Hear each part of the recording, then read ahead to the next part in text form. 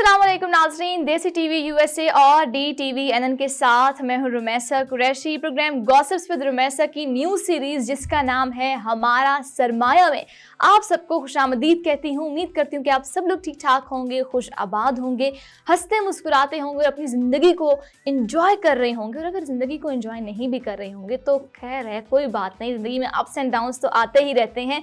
As you know कि हमने बच्चों की जो है वो लिए एक प्रोग्राम स्टार्ट किया है हमारा सरमाया, और उसमें हम बच्चों के हवाले से बातचीत करते हैं, उनकी तालीम और तरबियत के हवाले से बात करते हैं, पेरेंटिंग के हवाले से बात करते हैं, सिलेबस के ऊपर बात करते हैं, टीचर्स पर बात करते हैं और सब्जेक्ट्स पर बात करते हैं।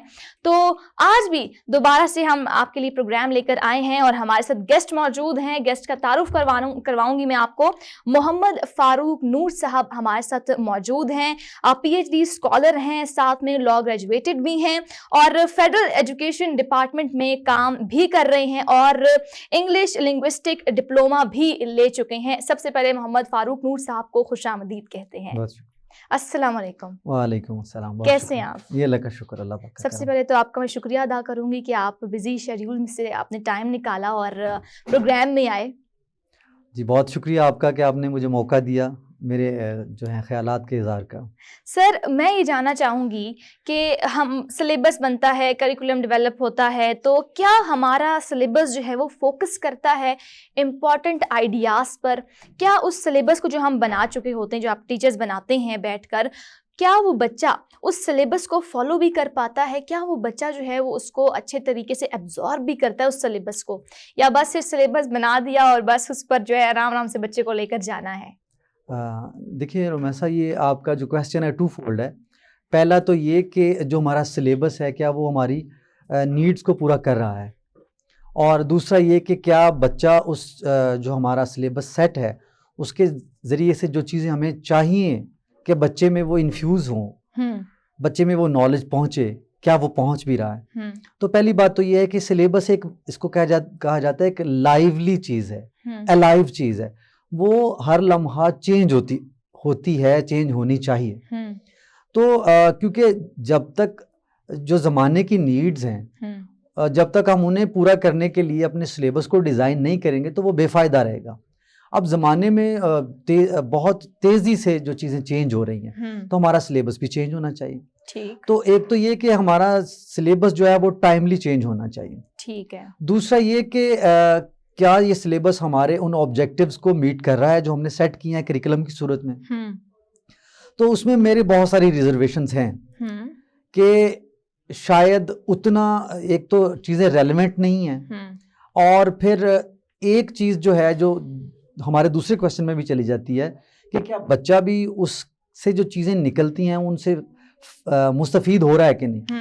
तो अब जो इस वक्त नंबर्स की दौड़ है ना, और जो ग्रेड्स की दौड़ है, उसकी वजह से टीचर्स बहुत सारा काम, अब तो खैर नंबर्स जो है वो खत्म हो चुके हैं, अब ग्रेडिंग सिस्टम आ चुका है। ये एक बहुत अच्छी चेंज है, मुझे भी बड़ा अच्छा लगा इस सुनकर। अब ये है कि वो वाला एंड तो ठीक हो गया है, लेकिन अब इसके साथ साथ टीचिंग मैथडोलॉजी भी चेंज होनी चाहिए। बिल्कुल। असल में एक अच्छी चीज जो हुई है वो ये कि आप कंटेंट दे रहे हैं वो कि यार ये कंटेंट है और इस पे आप जो है ना चीजें तैयार करें।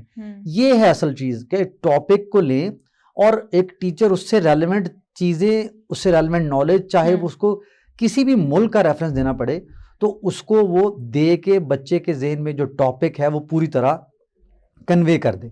लेकिन जिस तरह के पीछे हम देखते रहे हैं, जो कि अभी तक जिसका मोमेंटम बना हुआ है कि नंबरिंग की जो दौड़ है, उसमें ये कि टीचर ने फटाफट से सिलेबस पूरा करना होता है, और जो रिक्वायर्ड एक गोल्स हैं कि बच्चा इस काबिल हो जाए, अब वो सब चीज़ें बच्चे के कंप्रीहेंशन में नहीं होती, लेकिन बच्चा जो है उनको रट बहुत अच्छे तरीके से लेता है और उसकी बेस पे अच्छे नंबर ले लेता है। लेकिन हमारा ये तो नहीं होता ना कि बच्चे को जो है वो भाई रट्टे लगवाने हैं। हम तो ये चाहते हैं कि वो बच्चे हमारा सरमाया हैं, वो जब कल को आगे किसी अच्छी पोस्ट पर जाएं तो उनको पता हो कि ये चीज़ मैंने फलाने क्लास के इस चैप्टर में पढ़ी थी। ये जब रट्टे वाला सिस्टम हो जाएगा तो फिर ये मेरा नहीं ख्याल कि अच्छा हो रहा है सिस्टम। बस ये बिल्कुल ऐसे ही है, रट्टा सिस्टम ऐसा ही है कि जैसे एक बोतल हो और या एक बर्तन हो, उसको आप बाहर से चमकाते रहें और उसके अंदर जो है वो गंदगी उसी तरह रहे। रट्टा सिस्टम बिल्कुल ऐसे ही है।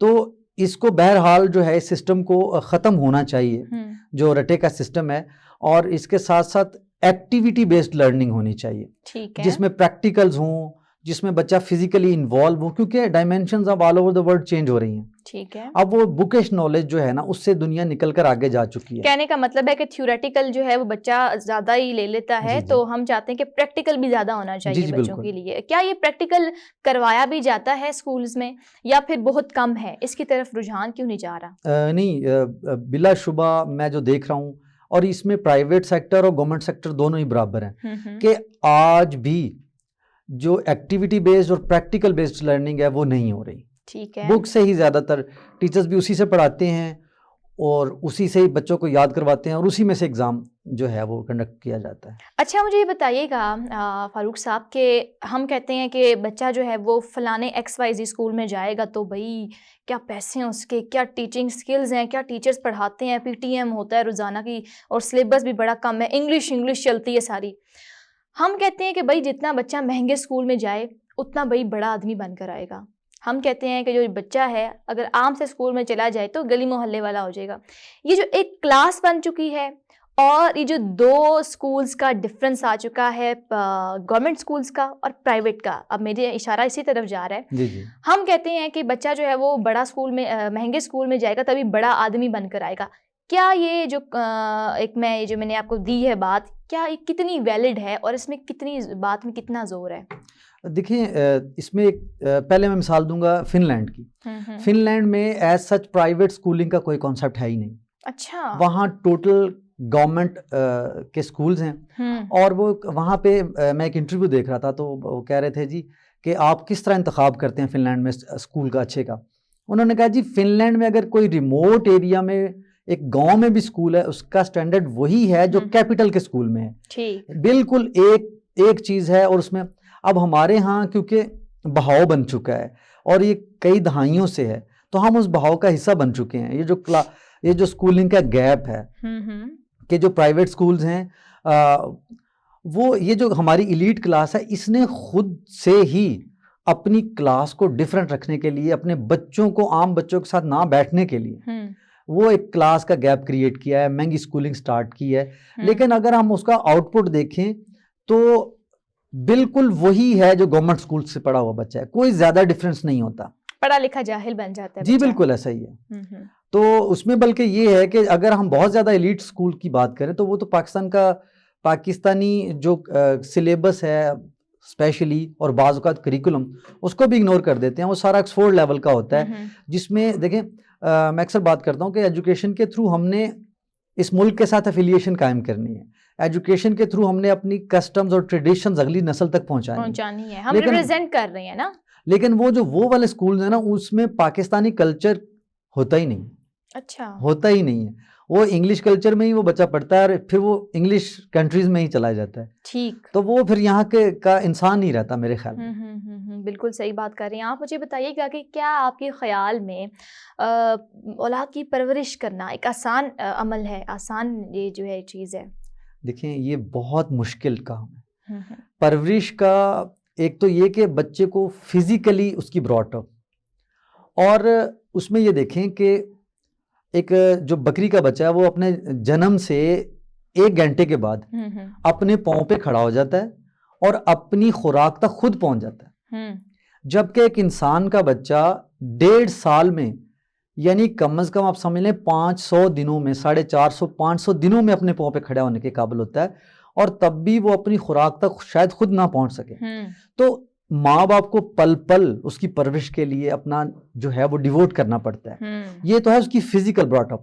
اور جو مینٹل براٹ اپ ہے وہ یہ کہ تھوڑا سا فلوسافیکل ٹچ ہے یہاں پہ کہ کوئی بھی جاندار جو ہے جو اللہ نے پیدا کیا ہے, اللہ نے اس کو ایک لمیٹڈ ہدایت پیدائشی طور پہ دے کے اس کو پیدا کیا ہے. جیسے بطخ کا بچہ ہے اس کو کوئی تیرنا نہیں سکھاتا لیکن اس کو پتا ہے کہ میں نے تیرنا ہے. بالکل, یہ ہدایت اس کو اللہ کی طرف سے پیدائشی طور پہ ہے حاصل ہے. وہ اتنا سا سافٹ ویئر اس میں وہ جو چیز ہے نا وہ اپڈیٹ ہو کے آئی ہے. لیکن انسانی بچہ جو ہے وہ اللہ تعالیٰ 0 سے پیدا کرتا ہے اور ساری عمر ڈیولپ ہو جاتا ہے, یعنی ہوتا رہتا ہے. یعنی اگر بندہ کو 80 سال کا ہے نا وہ بھی نئی چیزیں سیکھتا ہے, لیکن جو بطخ کا بچہ ہے جو وہ پیدائشی طور پہ کر رہا تھا وہ آخر تک وہی کرتا ہے, اور جو آج سے 5000 سال پہلے جو ایک بطخ کر رہی تھی وہ آج بھی اسی طرح اس کا لائف یہ سب چیزیں جو ہیں وہ ان جانداروں میں اور جانوروں میں جو ہے وہ بلٹ ان پروسیس, وہ بلٹ ان ہے. جبکہ جو یہاں پہ بات ہے کہ جو انسانی شعور ہے وہ ساری زندگی ڈیولپ ہوتا رہتا ہے, اس میں ماں باپ کا کردار بہت کلیدی ہے. تو ماں باپ کو یہ والی جو ہے نا نشو و نما, اس کا یعنی جسمانی بھی اور ذہنی نشو و نما بھی ان کو بہت مینٹلی اور فزیکلی دونوں جو ہے وہ ان کے ساتھ ریلیشن شپ رہتا ہے. کیا سمجھتے ہیں آپ کے ماں باپ کا, والدین کا رویہ بچے کے ساتھ کیسا ہونا چاہیے؟ دیکھیے یہ بہت بڑا کمپلیکس سوال ہے, بہت کمپلیکس ہے, کیونکہ کچھ لوگ جو ہیں وہ بہت زیادہ ایکسٹرا آرڈنری فرینڈ شپ رکھتے ہیں جو کہ اچھی بات ہے. کچھ لوگ بہت زیادہ ایکسٹرا آرڈنری پابندیاں لگا دیتے ہیں, بڑا اسٹرکٹنیس والا رکھتے ہیں. کچھ لوگ درمیان میں نکل آتے ہیں جو کہ اسٹرکٹنیس بھی رکھتے ہیں اور پھر جو ہے وہ شفقت بھی رکھتے ہیں. تو آپ کیا کہتے ہیں کیسا رویہ ہونا چاہیے؟ دیکھیے ہر کام میں میانہ روی, یہ لائف ایکسپیریمنٹس بھی یہی شو کرتے ہیں, ہمارا دین بھی یہ بتاتا ہے کہ ہر چیز میں میانہ روی ہونی چاہیے. یعنی اب یہ میں نے جو چلڈرن سائیکالوجی پہ لوگ کام کر رہے ہیں, میں نے ان سے سنا ہے, انہوں نے کہا جی جو بچے زیادہ فیسیلیٹیٹڈ ہوتے ہیں اور پیرنٹس یہ سمجھتے ہیں کہ ہم انہیں ہر چیز مہیا کر رہے ہیں, اگر آپ ان سے پوچھیں تو ایسے بچوں کو سب سے زیادہ شکایات اپنے ماں باپ سے ہوتی ہیں. ٹھیک ہے. دوسرا یعنی یہ جو پریویلیج کلاس ہے, اور دوسرا جو سخت رویے والے ہوتے ہیں ماں باپ, ان کی وجہ سے بچے کی جو ہے نا انٹرنل پرسنالٹی, جو اس کے پرسنالٹی ٹریٹس ہیں وہ دب جاتے ہیں. تو یہ جو درمیانہ راستہ ہے, اور پھر یہ بھی فلیکسیبل ہے. یہ دیکھیں محسن صاحبہ کہ ایک جیسا آپ لائن نہیں بنا سکتے, یعنی کہیں پہ آپ کو تھوڑا مائلڈ رویہ اختیار کرنا پڑتا ہے اور کہیں پہ آپ کو اسٹرکٹنس بھی, وہ اکارڈنگ ٹو دا سچویشنز ہوتا ہے.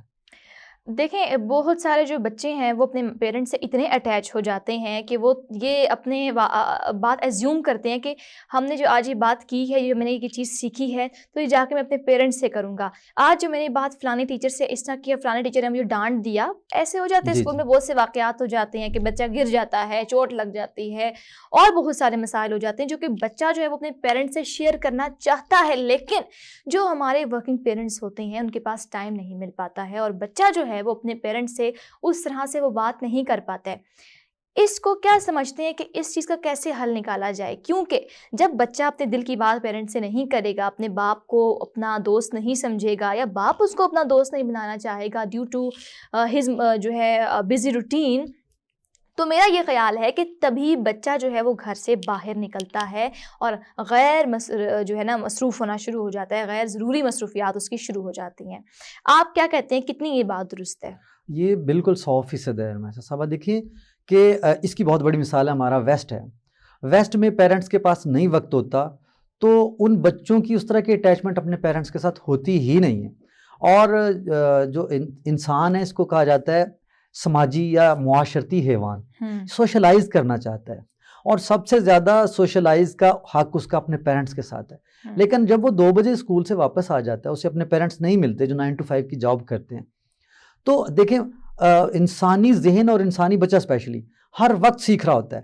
اگر وہاں پہ پیرنٹس جنہوں نے پازیٹیو اس کو سکھانا تھا وہ موجود نہیں ہے, وہ سیکھے گا اور سیکھے گا نیگیٹیوٹی سیکھے گا.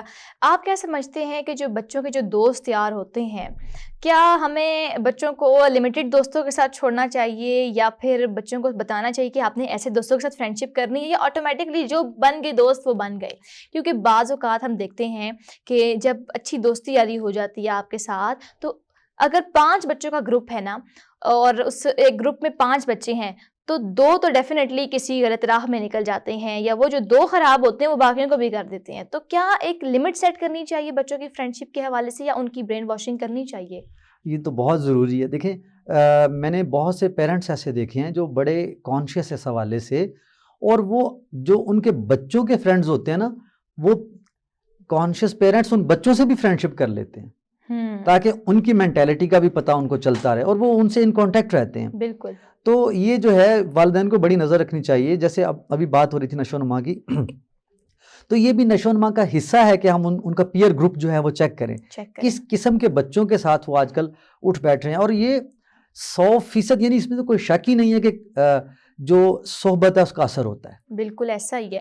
ہم سمجھتے ہیں کہ اگر ایک بچہ خراب ہے، خراب سے مراد کہ اگر وہ غلط مصروفیات میں ملوث ہے، ہم کہتے ہیں کہ چلیں یہ اس کو معاشرے نے بنا دیا، یا اس کو یہ جینز جینیٹیکل اس کا تھا، یا پھر تھوڑا سا اپنے بھی اندر ہوتا ہے نا، آپ کیا کہتے ہیں اس کو کہ میرا دل کیا کہتا ہے یا آپ کا ضمیر کیا کہتا ہے.